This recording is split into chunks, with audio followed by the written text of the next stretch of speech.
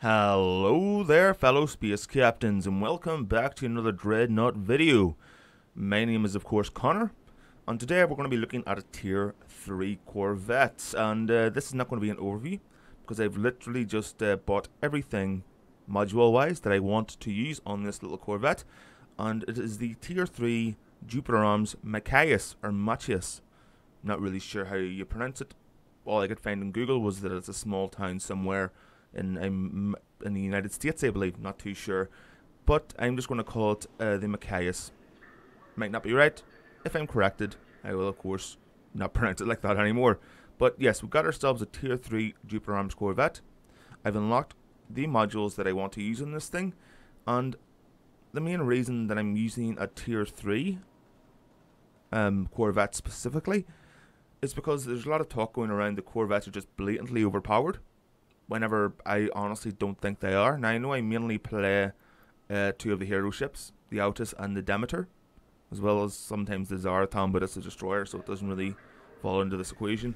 But the thing you need to know about people that play Corvettes is that they actually think about what they're going to do next. They don't pretty much just go ahead willy-nilly without thinking about what's going to happen or where they're going to strike. They do. They think a lot about where to go, how to maneuver, and then how to get out of that situation quickly. And that's why I've set my Machias up with this build. So where are we?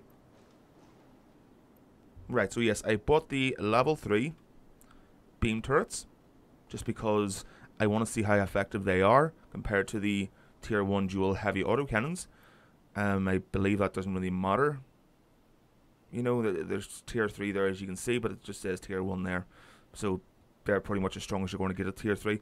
But I wanted to buy them nonetheless, because I don't really use them, and I wanted to see if you could get any use out of the secondary beam turrets. But we'll see. Mainly because the dual heavy autocannons, as you can see, the guns, those heavy autocannons only face forward, whereas the beam turrets are situated on different parts of the hull of the ship. For the modules, they've got thrust amplifier to get in and get out as quickly as possible, heavy torpedo to be able to do as much damage as possible whenever I do engage the enemy, disruptor pulse to disrupt their module usage. I could have also went with missile, anti-missile pulse, but I believe that with how fast this little Corvette is, I shouldn't have to, set a specific module up for anti-missile engagements. And lastly, just to make sure I can get out of there as quickly as possible, even more, got Afterburner. So, yep, after I have quite a few games in this thing, I'll do an overview, and we'll be good to go. One thing I want to point out is, with the donations that were given, thanks again, I've purchased GP, Grey Box points, just so I can get a lot more free experience. That's why I'm going down through the Jupiter Arms Corvette line. Then I'll continue down possibly the Aquila Vector Destroyer line, just randomly choosing different lines, and then maybe the Oberon Artillery Cruiser line. Just, whatever you guys want to see, mention it down below, because honestly, I'm good with anything. I enjoy playing the game. Different ships are enjoyable to learn and get used to. But anyway, let's get ourselves into a game. Spinning up a caste. Fuck off. Fuck off! Ugh! Damn it. Now that we've gotten rid of Bix and found our way into a game, it's time to see what this little Corvette can do. The Machias, or the Machias. Right. Now, I've actually never played this. I've, of course, during the... I keep getting confused with the closed alpha or beta, where you could pretty much get all the ships. Well, not all the ships, there were very few. Pretty much one of only each class per nation or faction. But since then I haven't really played anything with this model, so it's going to be interesting. Don't know whether I'm going to do well or horribly, but that's why I find... Yeah, that's why I find these videos interesting, because I don't know how the ship's going to play, and we'll soon see.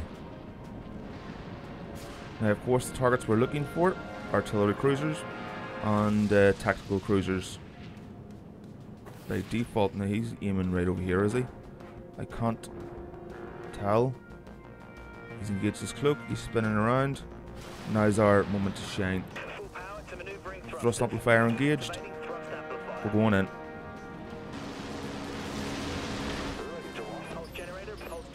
Heavy torps out. He's done. Well, that was fast. Tactical cruiser sighted. We're not going to be able to get him. Where are we? Oh, we got him.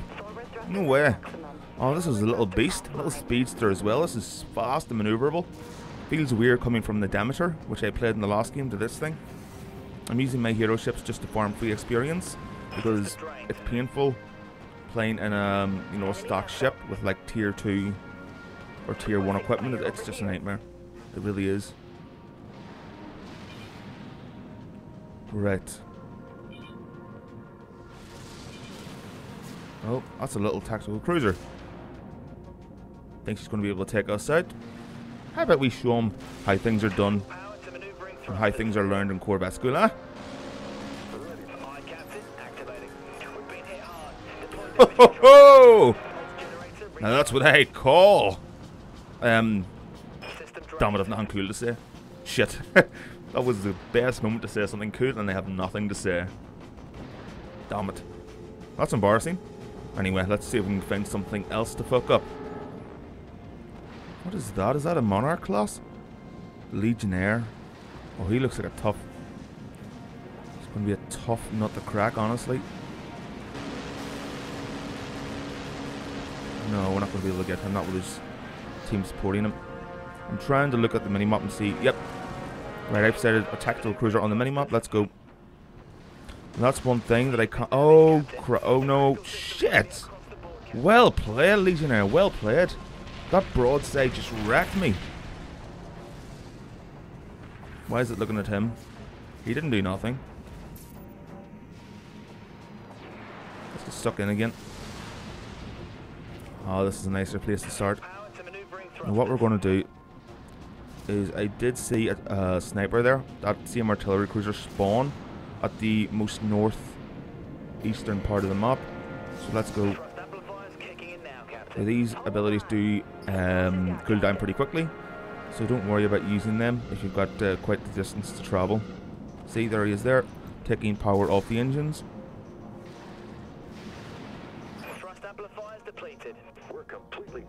Now we can just slowly creep in, just prowl in like this, and wherever he notices us, we can just stick power to weapons. Like now.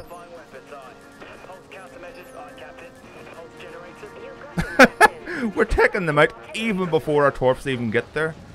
Oh, this feels good. Oh, nope, that ain't good. Why am I going this way?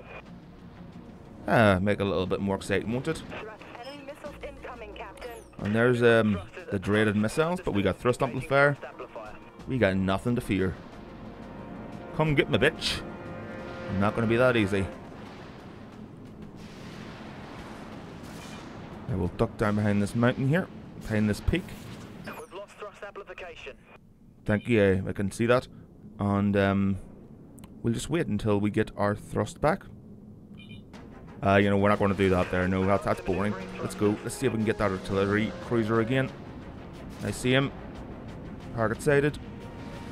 He's just over this rise and behind this structure. He's ours. Hello, friend. Do you miss me? Because I miss you.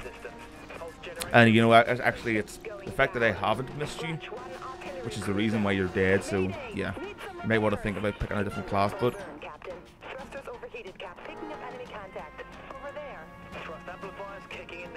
there we go.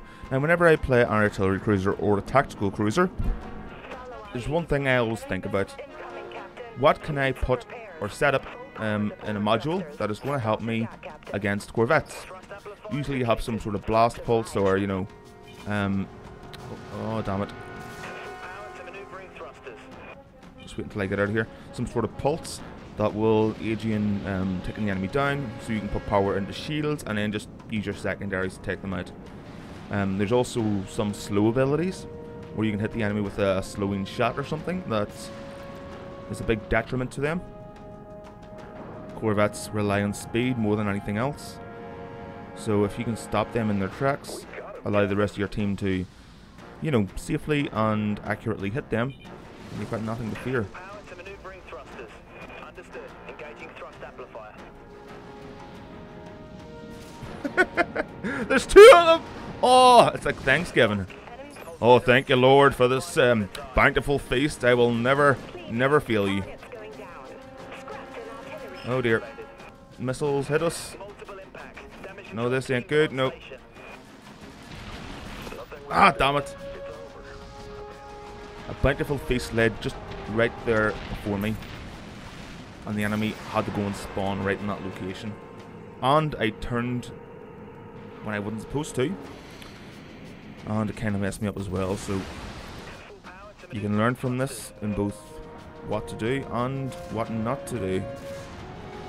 And because I don't have a cloak, it is risky going into a group of enemies that are set up like that in a combined formation. So what I'm going to do next is going to be very risky, but if we want the kills, risks need to be taken. Now what I'm going to do here is wait for my energy to fully replenish, because I'm going to need that attack boost. I'm also waiting for my boost to come off cooldown. There we go. Not that a nice bust wouldn't be right, good right now. How is he always attacking me? What the hell? Rammed to death. Just ignore me, Mr. Dreadnought. Just ignore me. I'm not here to hurt you. What is up with that Dreadnought? He's just not firing at anybody else. As soon as I just pop up, he's like taking down that little Corvette. And that's a good plan to have as well. Look at your mini-map at the top right. That's the most important tool you have. Half the time I'm like glancing between my actual ship, what's going on around me, and half the time glancing at the mini-map just so I can see what targets are where and what targets they are. So I can see a little attack cruiser here. He's gone, but I can still see our artillery cruiser. He's almost down as well. Alright, we're going to go for this Dreadnought then.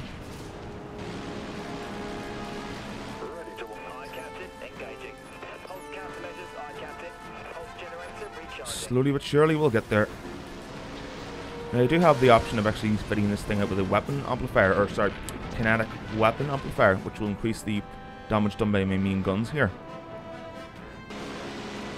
The autocannons, but I don't know, I just feel like speeding this thing's more attractive than being able to do more damage, because the targets you're going after anyway, you're not really going to need a lot of damage to take them down. As soon as you notice them, that should be it. Whoa! What happened there? Oh, nuclear mine! Oh, shanks, you tough bastard, you. Now that is a Corvette, or sorry, not Corvette. That is a tactical cruiser who knows how to deal with Corvettes. He's sitting out in the open. He has no friends apart from that little artillery cruiser that was pretty much on the other side of the mountain.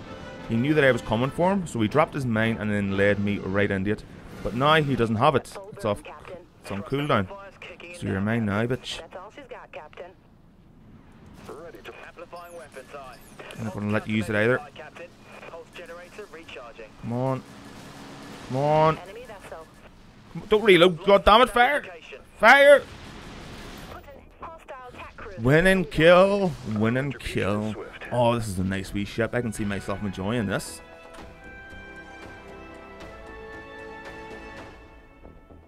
No way. I got top of the board in a tier 3 Corvette.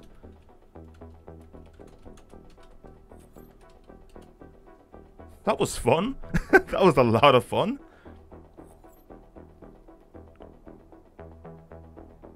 Alright. I mean, I have fun in the Kitsuna, the tier 3.